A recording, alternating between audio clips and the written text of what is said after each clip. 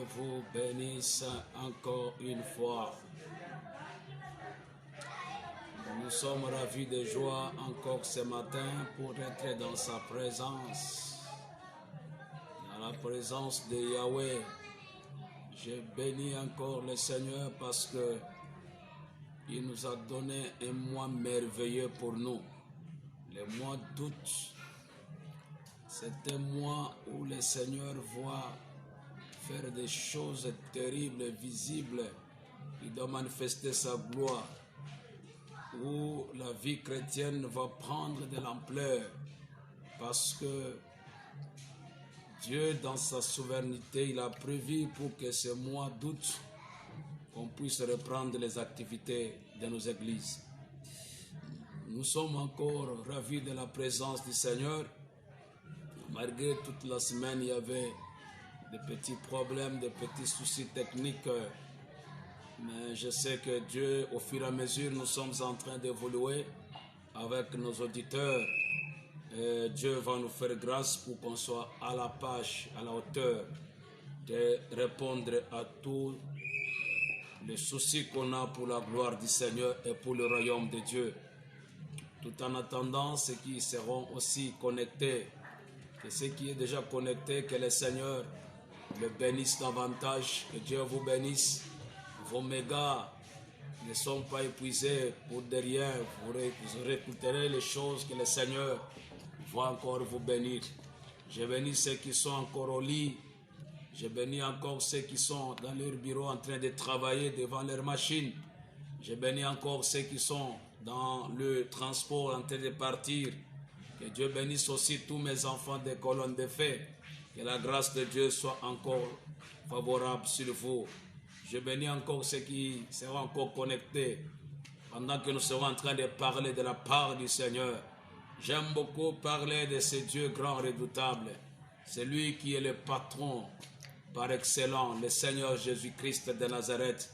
Il nous a fait grâce encore ce matin pour qu'on soit encore au devant de sa présence. Que son nom soit glorifié. Sans oublier encore mon Père à moi, Papa Nestor. Je suis ravi encore de citer ton nom. Tu me fais la fierté dans la ville de Kinshasa. Sans oublier aussi le bishop Diafila. Merci beaucoup pour cette distinction, cette considération que vous portez à notre aigu égard. Que le Dieu du ciel puisse encore vous combler de toutes les bénédictions. Je suis amoureux, très jaloux de vous entendre chaque fois dans vos émissions, ça nous édifie, et vos messages qui nous encouragent encore. Je bénis encore l'homme de Dieu, Papa Rachidi, au Canada. Que Dieu vous bénisse encore, parce que vos messages d'encouragement, et tous les enfants de Dieu qui nous encouragent dans leur testo, parce qu'il y a un numéro qui est affiché là en bas. Abonnez-vous massivement à chaque fois qu'on a des émissions, on a des informations pour que tu sois aussi à la page, à la hauteur de notre chaîne Colonne TV. Merci beaucoup. Sans plus tarder, je pense que le dimanche passé, nous vous avions parlé, nous avions introduit cet enseignement qui m'a été pour moi comme des orientations. Ça m'a beaucoup aidé.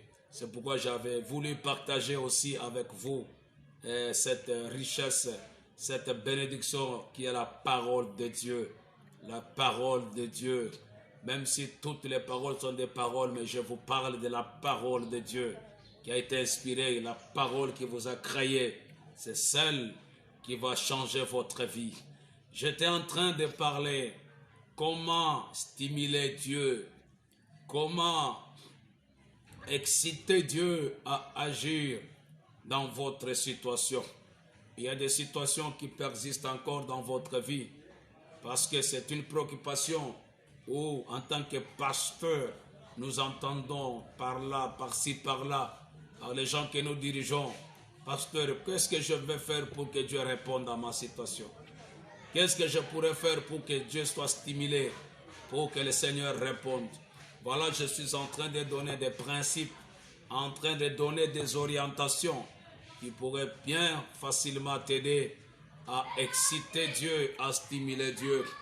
Laissez-moi aider les gens qui peut-être ils ont rejoint qu'aujourd'hui. Excusez-moi de prendre que 2 minutes pour faire un pas en arrière, pour vous parler de ce qu'on a parlé le dimanche.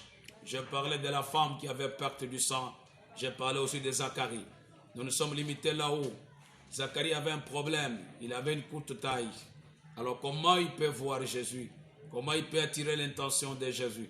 Nous avions dit que c'est du fait que Zacharie, et Zachée plutôt, il est monté sur un arbre de sycomore. L'arbre a facilité à Zachée de voir le Seigneur Jésus. C'est là où nous avions dit, le problème ce n'est pas l'arbre, parce que tout le monde voyait l'arbre, mais le problème c'est Zachée. Le fait qu'il a pris la décision de monter. Nous avons dit monter, c'est-à-dire quoi? C'est quitter le bas vers le haut. C'est ça monter. Quand quelqu'un est en bas, il quitte le bas vers en haut. C'est-à-dire, il est en train de monter. C'est ce que nous avions dit comme signification. En disant monter, le verbe monter signifie quoi? C'est quitter dans la vallée vers le sommet. De l'inférieur vers le supérieur. De la nature vers le surnaturel. Du charnel vers le divin. C'est ça monter. Quand quelqu'un n'a pas encore quitté le charnel vers le divin, il serait difficile d'attirer l'intention de Jésus, d'attirer le regard de Jésus. Voilà, nous sommes appelés à nous élever à une position supérieure. Il faut que dans tout ce que tu es en train de faire, si Zachée était resté dans une position inférieure, il n'allait pas attirer l'intention de Jésus. C'est comme ça, bien-aimé. Tu as fait longtemps dans l'église. Mais la position que tu occupes est inférieure. Ça ne pourrait jamais attirer l'intention de Jésus-Christ. Alors, aujourd'hui, j'aimerais compléter quelque chose de très capital.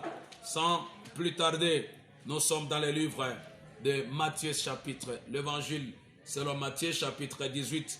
Je lis seulement le verset 18. C'est un texte, un verset, beaucoup de gens connaissent, mais il y a une pensée que nous voudrons aussi partager avec vous. La Bible dit ceci: je vous le dis en vérité, tout ce que vous lierez sur la terre aura été lié au ciel, et tout ce que vous délierez sur la terre aura été délié au ciel. Voilà, j'aimerais compléter quelque chose de très capital, bien-aimé dans le Seigneur. La Bible est claire. La Bible nous dit que tout ce que vous lierez sur la terre sera lié, aura été lié au ciel. J'aime ma version ici.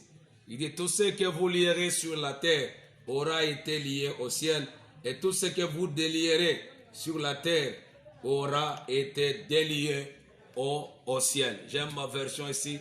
C'est pour une bonne compréhension des Écritures ou bien de la parole du Seigneur. Bien-aimés dans le Seigneur, je voudrais ajouter quelque chose de très capital. De là où vous êtes, homme de Dieu, pasteur, peut-être vous auriez déjà parlé sur ce contexte, mais j'ai une particularité que j'aimerais ajouter, une pierre à votre édifice. Que ce soit dans Luc chapitre 8, verset 43 à 46, que ce soit dans Luc chapitre 19, verset 1 à 10, je prie les deux contextes pour vous parler de deux expressions, de deux personnages qui ont rencontré Jésus. Et ce n'était pas facile, que ce soit Zachée, que ce soit la femme qui avait perte du sang. Ces deux personnages, et ils ont tous rencontré la foule. Ils ont tous rencontré le monde. Et le monde, bien-aimé, ne nous facilite pas. Le monde ne te facilitera jamais à avoir l'accès, à voir le Seigneur. Je vis la femme dans Luc chapitre 8. Cette femme, elle était habitée à une difficulté. C'était la foule. Le monde. Le monde n'avait pas aidé cette femme.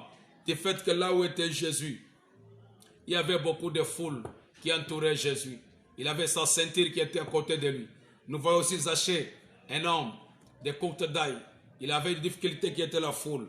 Bien-aimé dans le Seigneur, je suis en train de te dire, bien-aimé, quand tu veux stimuler la gloire du Seigneur, le regard de Dieu, nous avons vu cette femme qui avait des pertes du sang. La Bible me dit, selon la loi, elle était privée. Elle ne pouvait pas rester au milieu des gens. Selon la loi mosaïque, une femme qui avait perte du sang. Et quelle période, quel temps, elle a fait 12 ans. Elle commençait déjà à faire dégager de l'odeur pendant qu'elle marchait là où il y avait des gens. il y aurait peut-être des insectes, ça dégageait. Mais la femme, la Bible dit, elle a quitté le foule. Elle est allée là-haut, derrière Jésus-Christ. Nous avons vu aussi Zachée, lui-même aussi. Il est parvenu à quitter la foule, là où était la foule. Il est monté sur le sycomore. Voilà, je suis en train de dire aujourd'hui un point très capital. Ne restons pas dans la foule. Si tu veux voir le Seigneur, si tu veux stimuler que Dieu agit dans votre situation, tu dois prendre la décision de quitter la foule. De quitter la foule, bien-aimé. De quitter la foule. Il y a malheureusement beaucoup de chrétiens dans la foule. Quand tu es dans la foule, tu ne verras jamais le Seigneur. Ils font comme tout le monde. Quand je dis les gens qui sont dans la foule, ce sont des chrétiens qui font des choses comme tout le monde, qui s'habillent comme tout le monde, ils parlent comme tout le monde. Zachée a compris une chose. Il a dit en lui-même, non, je ne peux pas voir le Seigneur comme tout le monde, parce que j'ai une courte taille. La femme a dit, oui, il y a beaucoup de gens qui touchaient Jésus, mais moi je vais aller par derrière. Oh Dieu soit loué. Je suis en train de te dire, mon frère, homme de Dieu, pasteur, ce qui te manque, ce n'est pas le miracle, ce n'est pas l'onction. Le problème, tu fais comme tout le monde. Tu parles comme tout le monde. Et je bénis le Seigneur. Parce que c'est une particularité pour Zachée. Ce n'est pas tout le monde qui est monté sur Sycomore. Il n'y a que lui. Il a compris les engins. Il dit, si je resterai au bas de l'arbre, je ne verrai pas le Seigneur. Je vous avais parlé du premier point. En disant, nous sommes appelés à monter, quitter les bas, quitter la vie charnelle. Tu ne verras jamais le Seigneur. Adopter la vie de Dieu. Alors tu dois stimuler Dieu. Aujourd'hui, j'ajoute un point très capital. Tu dois apprendre, bien-aimé, à ne pas rester dans la foule. À ne pas faire des choses comme tout le monde. Ils sont satisfaits par les simples choses. Non, tu ne dois plus faire des choses comme décrit. Aujourd'hui, beaucoup de chrétiens, ils sont satisfaits des simples choses. Zachée a compris, non, moi je ne pourrai jamais voir le Seigneur comme tout le monde. Il a fait la distinction. La femme l'a touché d'une manière. Même Pierre était étonné. Il ne comprenait pas. Pierre n'avait pas cette notion que la femme avait. Bien-aimés dans le Seigneur, ils sont de simples religieux. Ne sois pas un simple religieux. Il y a beaucoup de gens qui sont de simples religieux. Il y a beaucoup de chrétiens qui ont des relations superficielles avec Jésus. Non. Si tu es dans cette relation comme ça, tu ne verras jamais. Tu ne stimuleras jamais. Tu ne dois pas stimuler Dieu à agir parce que votre relation est superficielle. Bien-aimé dans le Seigneur, je suis en train de te dire, la vie de l'homme est entre ses mains.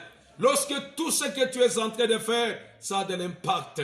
La femme Zachée a compris. Il dit non, si je reste seulement au bas de Sycomore, je ne verrai plus le Seigneur. Il a pris la décision. Il est monté. Monte là où tu es. Tu dois quitter. C'est pourquoi l'apôtre Paul dit en Romains chapitre 12, le verset 1 dit, il dit, ne vous conformez pas au siècle présent. Tu ne dois plus te conformer comme tout le monde. Tu ne dois plus vivre comme tout le monde, bien-aimé. Quand tu vis comme tout le monde, tu ne peux pas attirer la gloire du Seigneur. Écoute, bien-aimé dans le Seigneur, c'est de l'homme de décider. C'est de l'homme de décider ce qui doit être sa vie. La Bible dit, tout ce que vous lierez. Dans d'autres versions, on dit tout ce que vous allez décider. Tout ce que tu dois déclarer. Bien-aimé, le sort de votre vie, c'est ce que tu dois vivre cela. C'est à l'homme de décider ce qui doit être sa vie. Tout ce que tu dois décider, je suis en train d'amener quelqu'un à prendre une décision. Une décision qui doit affecter votre vie. La Bible dit que tout ce que vous allez décider aurait été déjà décidé au ciel. J'aime ça bien-aimé. Tu dois comprendre une chose, c'est de l'homme de décider. Ça, ce n'est pas la place de Dieu. Dieu dit à toi qui m'entends, homme de Dieu, enfant de Dieu, c'est que tu dois prendre comme une décision. Ça, c'est votre responsabilité. Et que cette responsabilité, que ce soit en accord avec ce qui a été déjà dit au ciel. Alors il y aura les miracles de la part de Dieu. Le sort du monde, de ce monde, ou de ce que tu dois être ce monde, dans ce monde, dans sa famille, dans votre travail, dans votre destinée, dépend de la manière dont tu décides. Ce que tu dois décider aujourd'hui, la manière dont tu décides de faire les choses, ça va affecter votre destinée. Ça va affecter votre travail. Dieu remet l'autorité au sujet, bien-aimé, le droit de décider à ce qui te concerne, à ce qui concerne la terre. Écoute-moi, Dieu a déjà remis l'autorité dès que tu es là. Ce que tu dois vivre sur la terre, ça concerne, ça vous engage toi. Ça n'engage pas Dieu.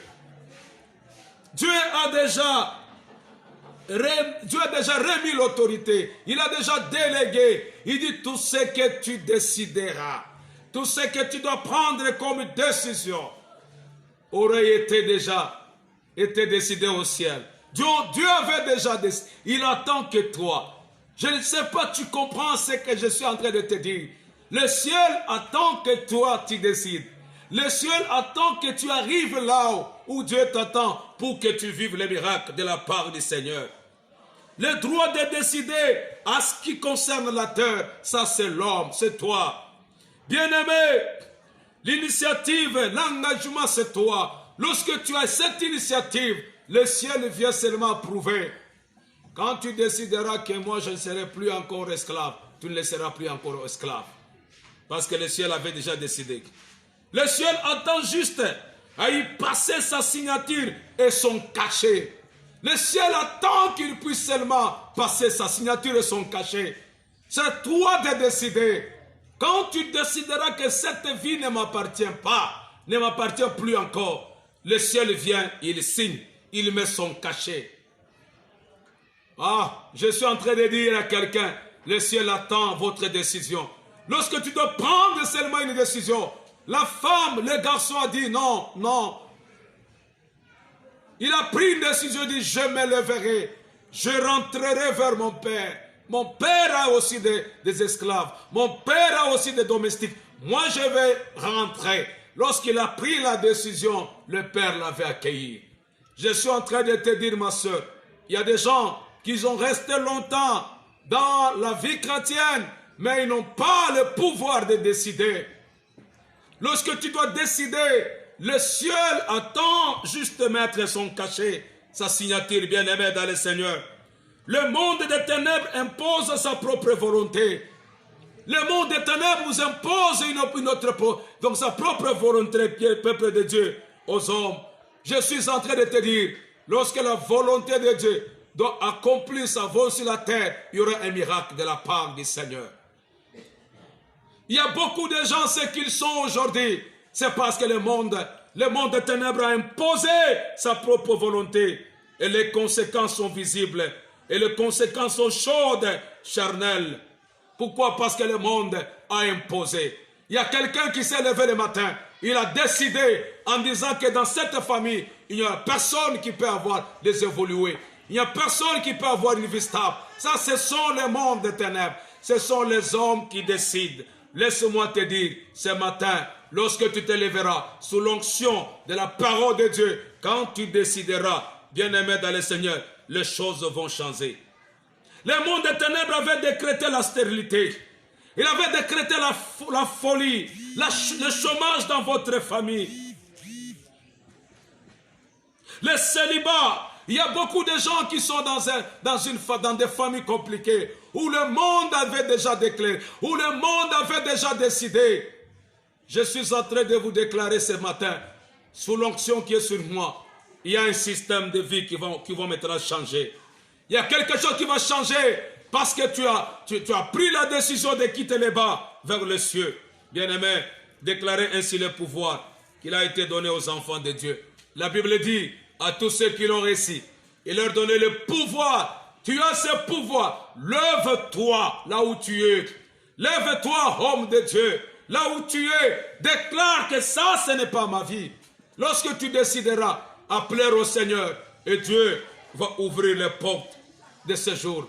Les portes qui étaient fermées seront ouvertes. C'est pourquoi dans Éphésiens chapitre 5, le verset 19, la Bible nous dit, réveille-toi, toi qui dors, relève-toi d'entre les morts, Christ t'éclairera. Écoutez-moi, lorsque Zachée a pris la décision de se réveiller, il est monté au sycomore. La Bible me dit, la vie de Zachée a stimulé que Dieu puisse faire quelque chose dans sa vie. Bien-aimé dans le Seigneur, je suis en train de vous parler de ces choses parce que Dieu, il a un plan merveilleux pour toi. Dieu a un plan merveilleux pour toi. Il ne veut plus que toi tu restes dans cette vie-là. Il ne veut plus que toi tu demeures dans cette vie-là. Prendre conscience. Lorsqu'on dit réveille-toi, c'est-à-dire tu dois prendre conscience en disant que ça, ce n'est pas ma vie. En disant que ça, je ne suis pas appelé à vivre des choses comme ça. Parce que Dieu, il a un plan merveilleux pour chacun de nous. Bien-aimé dans le Seigneur, homme de Dieu, pasteur, enfant de Dieu, tu dois prendre la décision. Tout ce que tu dois décider, tout ce que tu lieras, le ciel attend seulement votre position. Alléluia. Oh, j'ai béni beaucoup le Seigneur. Ça, ce n'est pas le problème de Dieu. Le ciel attend seulement ce que toi, tu dois décider. En d'autres termes, ça veut dire quoi? Votre position va influencer le ciel. Du fait que Zachée est monté sur le sycomore, le ciel a ouvert. Le ciel a ouvert les yeux et dit Zachée, descends. Aujourd'hui, le Messie va rester entré dans votre maison. Pourquoi? Parce que la position qu'avait occupée Zachée a attiré l'intention de Jésus. Bien-aimé dans le Seigneur, je suis en train de te dire, bien-aimé, que le ciel de Dieu, le ciel est en train d'attendre votre position. Lorsque ta position va plaire à Dieu, Dieu ouvrira les portes. Dieu ouvrira les portes parce qu'il est obligé d'ouvrir les portes parce que tu as changé de position. Écoutez-moi, la femme, quand j'ai lu la femme, alléluia, la femme a compris, elle avait une révélation. Et cette révélation, même Pierre était ignorant. La femme ne connaissait très bien. Pierre ne connaissait pas que l'habit de Jésus était l'hôpital. C'était un produit efficace. C'était un remède efficace. Pierre savait que l'habit de Jésus, c'était comme l'habit de tout le monde. Mais la femme, elle connaissait très bien. Elle avait la révélation que cet habit n'est pas n'importe quel habit. C'était à l'hôpital. C'était un produit efficace qui devait facilement arrêter l'hémorragie. C'est pourquoi tout le monde peut toucher. Mais la manière que cette femme avait touché, l'hémorragie s'était arrêtée. Écoutez-moi, même Pierre ne connaissait pas. Bien-aimé dans le Seigneur, j'aimerais que toi et moi, nous arrivons à toucher, à faire des choses de Dieu par la révélation de Dieu. Et lorsque tu fais des choses par la révélation, même les aînés, les Pierre, les autres, ils ne peuvent jamais comprendre la leçon que le Seigneur peut t'enseigner. Bien-aimé, prends une décision.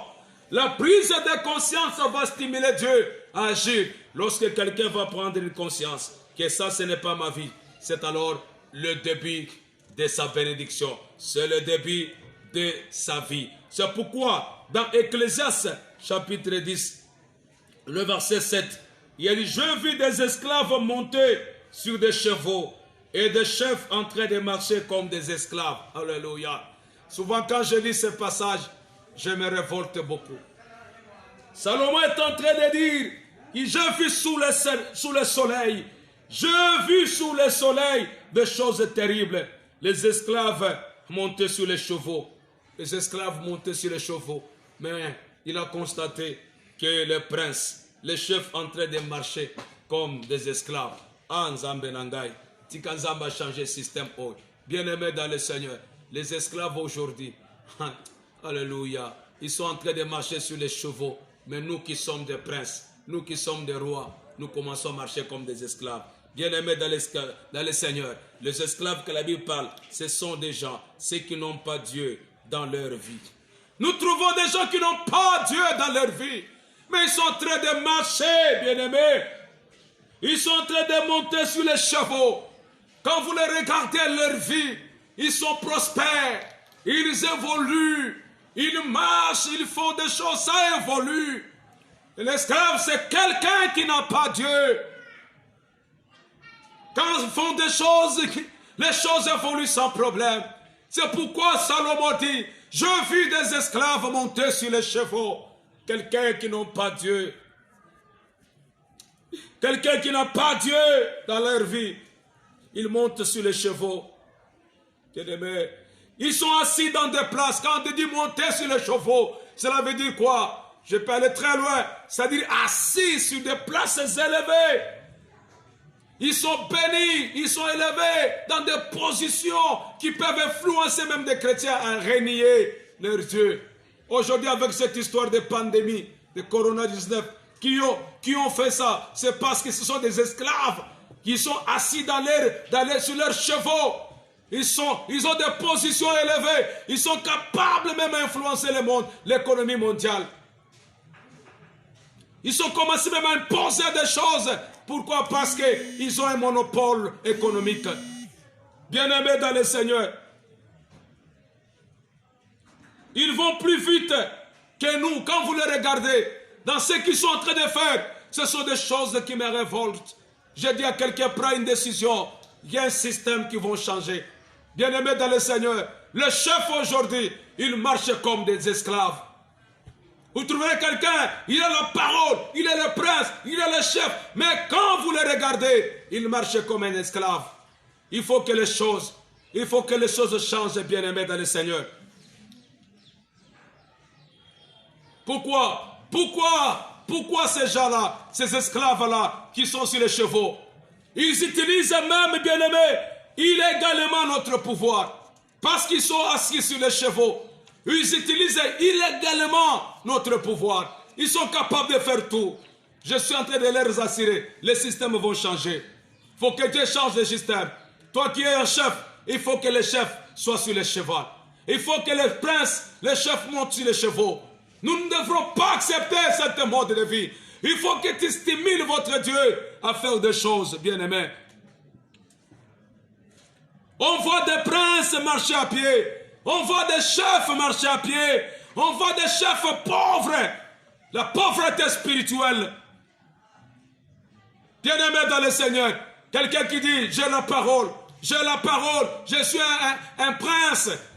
Mais quand vous le regardez, marchez dans la pauvreté spirituelle. Les choses ne marchent pas. Il y a un travail de changement de position spirituelle.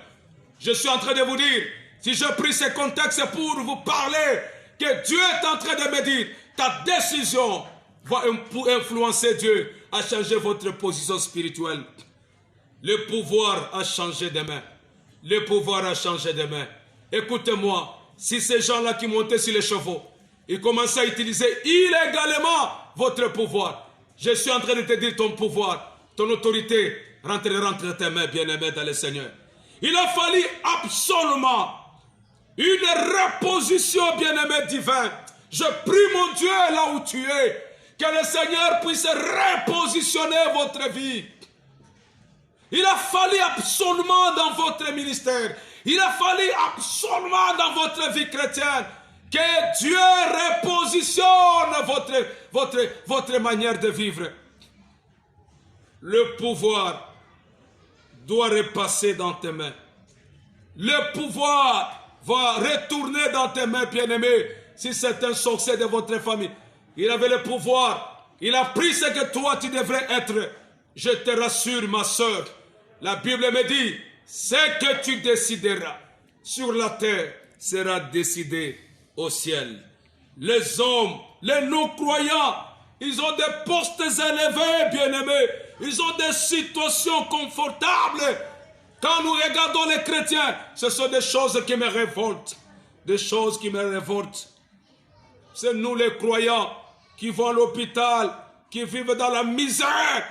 Les princes sont en train de marcher comme des esclaves. Oh Dieu, our Father, Dieu, que Dieu écoute le vœu de mon cœur. Tous les princes là où vous vous retrouvez, il fallu que le Seigneur repositionne encore votre vie. À condition, bien-aimé dans le Seigneur, que Dieu t'accepte encore ce matin. Pourquoi l'homme doit poser la première chose à faire? Pourquoi l'homme doit poser le premier acte pour que Dieu se joigne à lui dans l'action. Si Zachée n'avait pas monté, Dieu ne pouvait jamais rejoindre Zachée. Et si cette femme qui avait perte de sang, si elle n'avait pas touché, elle ne serait pas guérie. Bien-aimés dans le Seigneur, je suis en train de vous dire ce matin, ça me fait très mal dans mon cœur de voir des princes, bien-aimés dans le Seigneur, du matin au soir, chaque jour à l'hôpital, chaque jour les manquements. Toi qui es un prince, un chef, on te connaît même à l'hôpital, et lui il a toujours souffert comme ça. Non, que le Seigneur puisse se repositionner. Je suis en train de te dire ce matin, il y a absolument un repositionnement divin. Que le Seigneur maintenant repositionne votre vie. Prends la décision, bien-aimé. La femme a compris, je ne peux pas toucher Jésus comme tout le monde. Je ne peux pas faire des choses comme tout le monde. Menez une vie de distinction, bien-aimé. Menez une vie de distinction là où vous êtes. Il faut que tu marques votre génération. Il est temps que tu fasses des choses, non pas comme tout le monde. Même Dieu lui-même, il n'aime pas des gens qui font des choses comme tout le monde. Il a fallu que tu changes votre manière de vivre les choses. Lorsque Dieu va changer, lorsque Dieu va voir que votre manière de vivre les choses change, et Dieu sera content. Dieu sera content. Dieu sera content de voir comment tu dois changer. L'homme a le désir de voir les choses changer dans sa vie. L'homme a le désir de voir tout autour de lui les choses changent. Mais qu'est-ce que Dieu t'attend? Que tu fasses quelque chose. Montez au Sycomore, quittez la foule, repositionne-toi, change votre manière de concevoir les choses, change votre manière de vivre. Alors tu verras que les choses tout autour de toi vont changer. Et tu verras la gloire du Seigneur. Tu verras la main de Dieu va se manifester dans votre vie. Bien-aimé, tout le monde avait touché, mais tout le monde n'était pas guéri. Même Pierre lui-même ne savait pas. Je mets rien que dans ce que tu es en train de faire. Tu dois quitter la foule. Tu ne dois plus commencer à décider. Que personne ne puisse pas décider à ta place. Le ciel t'attend que toi. Prends une décision là où tu es. Et tu verras les portes vont s'ouvrir. Lorsque l'enfant a pris la décision, lorsqu'il est rentré, Dieu l'a accueilli. Son père l'a accueilli favorablement. Mon Dieu est capable de t'accueillir aussi ce matin. Voilà le peu de choses que j'avais prévues ce matin pour te dire. Dieu est capable de te repositionner. Bien-aimé, ta vie n'est pas ce que tu es en train de vivre aujourd'hui. Il a fallu que tu prennes la décision de recevoir Jésus. Prends la décision. La femme m'a dit, non, c'est mon fils qui est vivant. C'est son fils qui est mort. Bien-aimé dans le Seigneur, il faut que tu arrives dans votre vie en disant, ça, ce n'est pas ma vie. Quand tu dois décider, le ciel va t'accompagner. Le ciel ne te laissera pas. Le ciel t'attend. Il y a une signature qui attend que votre positionnement. Positionne-toi par rapport à la volonté de Dieu. Positionne-toi par rapport à l'insigne de l'Éternel. Tu verras que la stérilité, les ténèbres, la pauvreté, le chômage n'aura plus le pouvoir sur toi. Parce que le divin va remplir ton cœur. Bien-aimé, quand la femme a touché, elle est passée non pas par le devant. Parce que le devant, ce n'est pas pour nous les nations. Le devant, c'est pour Israël. Mais pour nous les nations, c'est le derrière. Quand elle a touché le bord des vêtements, la Bible me dit, l'hémorragie s'arrêta. Écoutez-moi, faites ce que je suis en train de t'enseigner. L'hémorragie, des chômages, des célibats, de la stérilité, d'instabilité, bien-aimés, vont s'arrêter ce matin. Prends la décision, prends la prise de conscience et tu verras que le Seigneur, il va arrêter. Pour que l'hémorragie, ton problème c'est de toucher. Toi, le problème c'est de faire ce que Dieu dit de faire. Le reste, l'hémorragie, si le produit pharmaceutique n'a pas donné la solution à cette hémorragie spirituelle, l'hémorragie de chômage, mais le nom de Jésus a ce pouvoir, il a cette capacité. Mais à condition que tu l'acceptes comme Seigneur et Sauveur et que tu marches dans la crainte, dans la volonté de Dieu, et tu verras que l'hémorragie, de chômage, de l'instabilité, de la pauvreté, et Dieu va changer un système. Toi, aujourd'hui, ce sont parfois des chrétiens qui prient et ils ne trouvent pas de mariage. Des mariages il faut ma cambo changer. Il faut ma cambo changer. Il faut que les choses changent. Bien-aimé, Dieu sera stimulé à changer votre position à condition que tu fais ce que tu fais la volonté du Seigneur et tu prends une décision de quitter le monde. Tout ce que tu décideras, tout ce que tu lieras, ta décision va affecter votre avenir. Ce que tu vas décider aujourd'hui, votre choix, il ne faut pas jamais jouer avec la décision. Avant de dire oui, il faut réfléchir. Avant de s'engager, il faut réfléchir. Parce que tous les demain, ton demain dépend de ce que tu prends comme aujourd'hui une décision. Si tu fais une mauvais choix, en tout cas tu regretteras. C'est pourquoi même Dieu, il a dit dans sa parole, j'ai mis devant toi deux chemins. Le chemin de la vie et le chemin de la mort. Il a dit choisissez. Le choix. Je t'en parlerai autrefois, même la semaine prochaine du choix. Mais pour aujourd'hui, ta décision que tu peux prendre aura été déjà dite. Et lorsque la décision que tu vas prendre trouvera l'accomplissement au ciel, il y aura un miracle. Même si sur la terre, les gens te voient comme un meunier.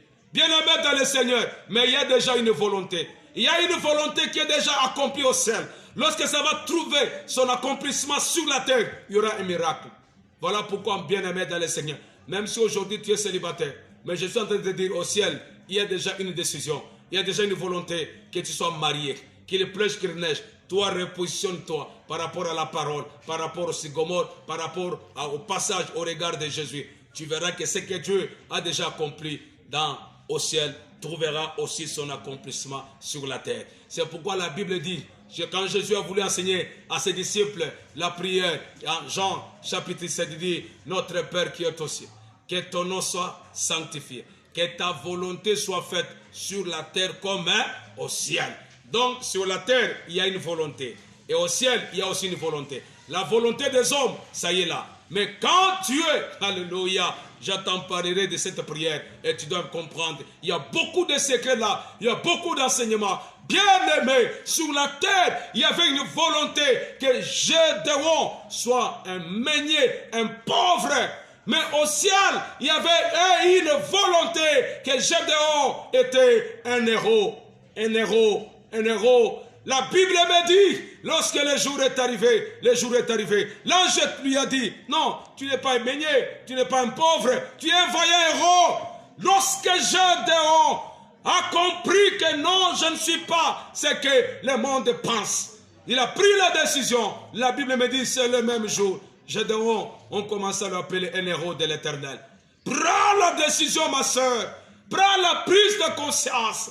Tu verras que Dieu va changer votre... La situation de Gédéon avait changé. Ce n'est pas que Dieu lui avait ajouté la force. Non, il avait cette force. Mais le problème, il était endormi dans l'ignorance. Sa conscience était déjà endormie. C'est pourquoi je termine ce message pour dire à quelqu'un, réveille-toi. Relève-toi dans l'ignorance. Christ va t'éclairer. Ta bénédiction est là. Tu n'as pas été créé une femme stérile. Non, un pauvre non. La grâce de Dieu sera sur toi. Que Dieu vous bénisse. Voilà le peu de messages que j'avais, que le Saint-Esprit m'a inspiré pour te parler ce matin. Que la gloire de Dieu soit encore sur toi. Je te bénis encore pour la gloire du Seigneur. Toi qui as pris la décision, là où tu es, mets seulement ta main droite. Je veux prier avec toi. Dans une minute, il y aura un miracle qui va s'opérer dans votre vie. Dites, Seigneur Jésus, je crois dans mon cœur et je confesse dans ma bouche.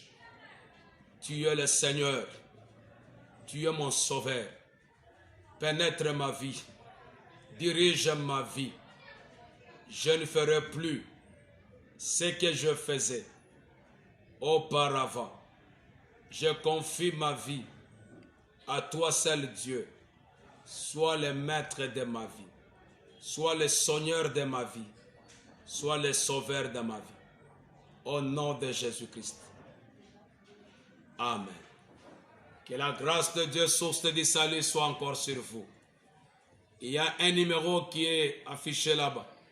À tout moment, vous aviez besoin de nous.